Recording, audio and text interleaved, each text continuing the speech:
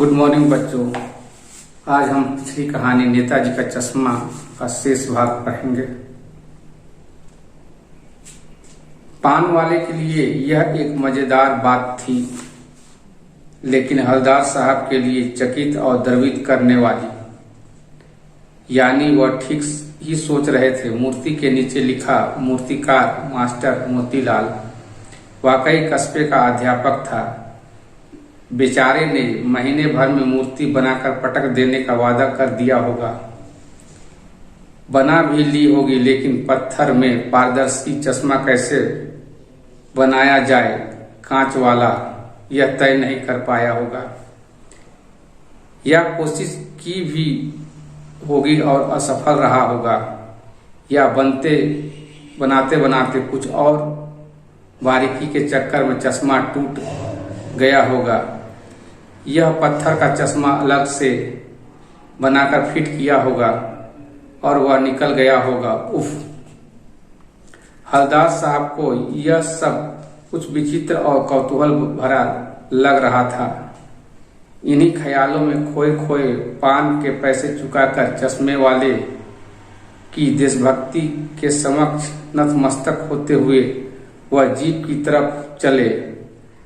फिर रुके, पीछे मुड़े और पान वाले के पास जाकर पूछा, क्या कैप्टन चश्मे वाला नेताजी का साथी है या आजाद हिंद फौज का भूतपूर्व सिपाही?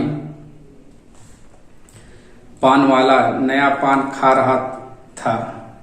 पान पकड़े अपने हाथ को मुंह से 1.5 इंच दूर रोककर उसने हवलदार साहब को ध्यान से देखा, फिर अपनी लाल लाल बत्ती सी दिखाई और मुस्कुराकर बोला, नहीं साहब, वो तो लंगड़ा क्या जाएगा फौज में, पागल है पागल। वो देखो, वो आ रहा है, आप उसी से बात कर लो, फोटो वोटो छपवा दो उसका कहीं। हवलदार साहब को पान वाले द्वारा देशभक्त का इस तरह से मजाक उड़ाना अच्छा नहीं लगा। मुड़कर देखा तो अवाक रह गए। एक बेहद बूढ़ा मरियल सा लंगड़ा आदमी, सिर पर गांधी टोपी और आंखों पर चश्मा लगाए, एक हाथ में छोटी सी संदूकची और दूसरे हाथ में एक बांस पर टंगे बहुत से चश्मे लिए अभी अभी एक गली से निकला था और अब एक बंद दुकान के सहारे अपना बांस टिका रहा था। तो इस बेचारे की दुकान भी नहीं, फेरी लगाता है। हवलदार साहब चक्कर में पड़ गए। पूछना चाहते थे, इसे कैप्टन क्यों कहते हैं, क्या यही इसका वास्तविक नाम है? लेकिन पान वाले ने साफ बता दिया कि अब वह इस बारे में बात करने को तैयार नहीं। ड्राइवर भी बेचैन हो रहा था, काम भी था। हवलदार साहब जीप में बैठ कर चले गए। 2 साल तक हवलदार साहब अपने काम के सिलसिले में उस कस्बे से गुजरते रहे और नेताजी की मूर्ति में बदलते हुए चश्मे को देखते रहे। तो कभी चौकोर, कभी लाल, कभी काला, कभी धूप का चश्मा, कभी बड़े कांचों वाला गोगे चश्मा, पर कोई न कोई चश्मा होता जरूर। उस धूल भरी यात्रा में हवलदार साहब को कौतूहल और प्रफुल्ल के कुछ क्षण देने के लिए फिर एक बार ऐसा हुआ कि मूर्ति की चेहरों पर कोई भी कैसा भी चश्मा नहीं था। उस दिन पान की दुकान भी बंद थी। चौराहे की अधिकांश दुकानें बंद थी। अगली बार भी मूर्ति की आंखों पर चश्मा नहीं था। हवलदार साहब ने पान खाया और धीरे से पान वाले से पूछा, क्यों भाई, क्या बात है, आज तुम्हारे नेताजी की आंखों पे चश्मा नहीं क्या है? पान वाला उदास हो गया। उसने पीछे मुड़कर मुंह का पान नीचे थूका और सिर झुकाकर अपनी धोती से सिर की आंखों को पोंछता वह बोला, साहब, कैप्टन मर गया। और कुछ नहीं पूछ पाए हवलदार साहब कुछ पल चुपचाप खड़े रहे, फिर पान के पैसे चुकाकर जीप पर आ बैठे और रवाना हो गए। बार बार सोचते क्या होगा उस कौम का जो अपने देश की खातिर घर गृहस्थी, जवानी, जिंदगी सब कुछ होम देने वाले पर भी हंसती है और अपने लिए बिकने के मौके ढूंढती है। दुखी हो गए। 15 दिन बाद फिर उसी कस्बे से गुजरे। कस्बे में घुसने से पहले ही ख्याल आया कि कस्बे की हृदय स्थली में सुभाष की प्रतिमा अवश्य ही प्रतिस्थापित होगी, लेकिन सुभाष की आंखों पर चश्मा नहीं होगा, क्योंकि मास्टर बनाना भूल गया और कैप्टन मर गया। सोचा आज वहीं रुकेंगे नहीं, पान भी नहीं खाएंगे, मूर्ति की तरफ देखेंगे भी नहीं, सीधे निकल जाएंगे। ड्राइवर से कह दिया चौराहे पर रुकना नहीं, आज बहुत काम है, पान आगे कहीं खा लेंगे। लेकिन आदत से मजबूर आंखें चौराहा आते ही मूर्ति की तरफ उठ गई। कुछ ऐसा देखा कि चीखे रोको, जीप स्पीड में थी। ड्राइवर ने जोर से ब्रेक मारे। रास्ता चलते लोग देखने लगे। जीप रुकते ना रुकते हवलदार साहब जीप से कूदकर तेज कदमों से मूर्ति की तरफ लपके और उसके ठीक सामने जाकर अटेंशन में खड़े हो गए। मूर्ति की आंखों में सरकंडे से बना एक छोटा सा चश्मा रखा हुआ था, जैसे बच्चे बना लेते हैं। हवलदार साहब भावुक हैं। इतनी सी बात पर उसकी आंखें भर आई। तो यहाँ कहानी समाप्त हो जाती है। अब हम इसका थोड़ा सा सार जानेंगे।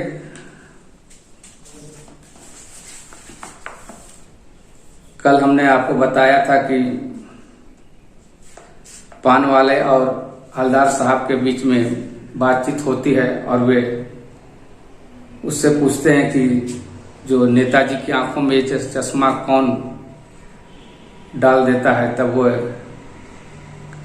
बोलते हैं कि कैप्टन नाम का एक व्यक्ति ही उसकी आंखों में चश्मा डालता है।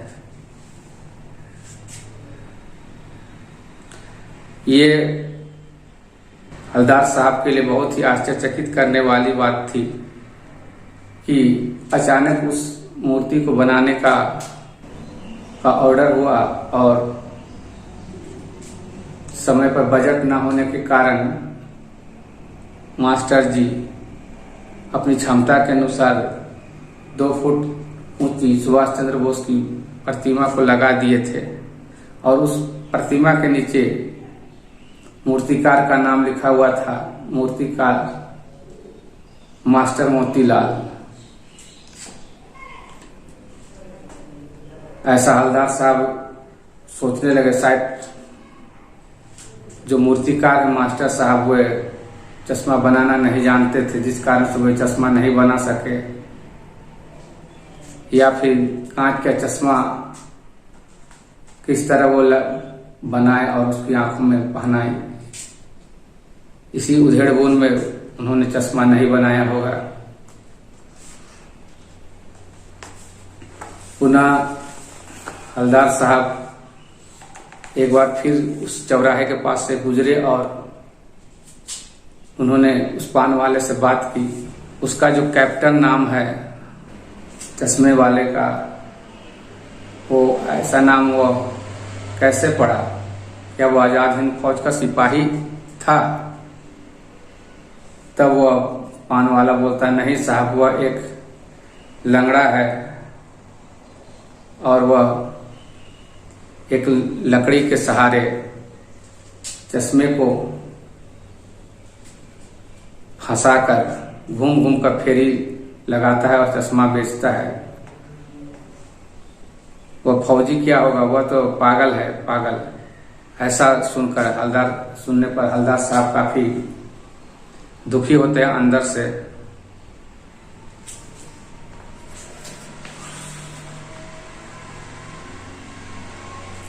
और इसी बीच वो चश्मे वाला कैप्टन आता हुआ उसे दिखाई पड़ता है। तब वे हवलदार साहब को बोलते हैं, पान वाला बोलता है कि देखिए वो इधर ही आ रहा है। हवलदार साहब देखते हैं कि एक मरियल सा आदमी जो बांस की तख्ती पर चश्मा अटकाए हुए था और दाढ़ी उसकी बढ़ी हुई थी और गांधी टोपी लगाया हुआ था और साथ ही साथ अपने साथ एक संदूक लेकर उसी की ओर चला आ रहा था। पान वाला बताता है कि जब भी किसी ग्राहक को जिस तरह का चश्मे का फ्रेम चाहिए होता था वह चश्मे वाला लाकर देता था। कभी कोई ग्राहक चौड़े फ्रेम वाला चश्मा मांगता था तो उसी प्रतिमा से उतार कर वह ग्राहक को देता था और उस प्रतिमा पे कभी गोल चश्मा लगा देता। अगर कोई गोल फ्रेम का चश्मा मांगता था कोई ग्राहक तो उसको उतार कर उसकी जगह धूप छांव का चश्मा लगा देता था। तो जैसे जैसे ग्राहक की मांग होती थी वह वहां से उतार कर उसको चश्मा देता था और उसकी जगह पर कोई दूसरा चश्मा लगा देता था।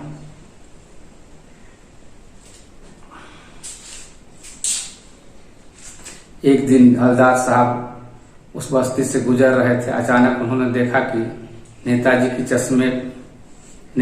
प्रतिमा में कोई चश्मा नहीं था। वे रुकते हैं और पान वाले से पूछते हैं कि क्या हुआ भाई, आज उस पे प्रतिमा में चश्मा नहीं है? तो पान वाला उसको बोलता है कि कैप्टन मर गया। अंदर से हवलदार साहब काफी दुखित होते हैं और सोचते हैं कि अब तो उसकी प्रतिमा पर किसी तरह का चश्मा नहीं लगा होगा। इसी सोच को सोचते सोचते वे चले जाते हैं। कुछ दिनों के बाद वह उसी बस्ती से पुनः गुजरते हैं और सोचते हैं कि कैप्टन तो मर गया होगा, अब उसकी प्रतिमा पे कौन चश्मा पहनाएगा। वे सोचते हैं कि मैं अपनी गाड़ी नहीं रोकूंगा और पार हो जाऊंगा। लेकिन जब वे उस बस्ती की चौराहे से गुजरते हैं तो अचानक वे ड्राइवर को रोको का आदेश देते हैं और अचानक ब्रेक मारने के कारण जीप रुकती है और उसपे से हवलदार साहब कूद कर जीप से नीचे आते हैं और वे उस प्रतिमा को टकटकी निगाहों से देखते हैं। वे देखते हैं कि प्रतिमा पर एक सरकंडे का चश्मा जो बच्चे अक्सर लकड़ियों के बना के खेलते हैं वो चश्मा उसकी सुभाष चंद्र जी की मूर्ति पर आंखों में लगा रहता है। तब हवलदार साहब अंदर ही अंदर सोचते हैं कि अब आने वाली पीढ़ी को भी हमारे देश की देशभक्ति और नेताओं के बारे में मालूम है। हमारी आने वाली पीढ़ी को भी ऐसा ज्ञात है कि सुभाष चंद्र बोस हमारे देश की स्वतंत्रता सेनानी थे और उनके साथ कुछ अच्छा करना चाहिए। इसी सोच के साथ वे उस चश्मे को लगा देते हैं। कहीं न कहीं बच्चे भी सुभाष चंद्र जी की फोटो पे चश्मा लगा देखे होंगे और वे उसको याद करके शायद लगा दिए होंगे। तो ये कहानी यही समाप्त होती है। जैसा कि मैं पहले भी कह चुका हूं कि आप पूरे पाठ को जोर जोर से अपने घर में पढ़ें और किसी तरह की पढ़ने में दिक्कत हो तो वीडियो में जो भी मेरे द्वारा पढ़ाया गया है उसके उच्चारण को सुने और सही उच्चारण करें।